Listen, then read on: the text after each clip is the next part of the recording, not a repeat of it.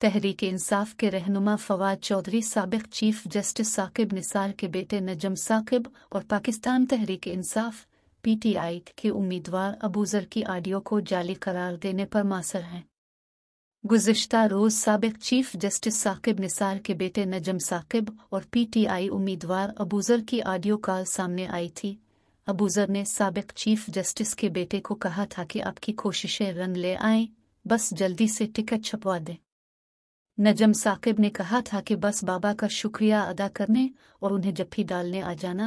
दूसरी कॉल में नजम साकिब ने मियां अजीर से मुबैना तौर पर कहा था कि 1 करोड़ 20 लाख से कम न लेना, मेरी बात नहीं मानी तो मैं तुमसे बात नहीं करूंगा। इस हवाले से फवाद चौधरी ऑडियो को जाली करार देने पर मासर हैं। उन्होंने अपनी ट्वीट में दावा किया कि छानबीन के बाद पैसे देने का इल्ज़ाम झूठ निकला है। साथ ही मुतालबा किया कि जाली ऑडियो जारी करने वाले असल चेहरे बेनकाब किए जाएं। ख्याल रहे कि साबिक चीफ जस्टिस पाकिस्तान साकिब निसार ने जियो न्यूज़ के प्रोग्राम नया पाकिस्तान के मेज़बान शहजाद इकबाल से गुफ्तगू में अपने बेटे की ऑडियो को दुरुस्त तस्लीम किया था।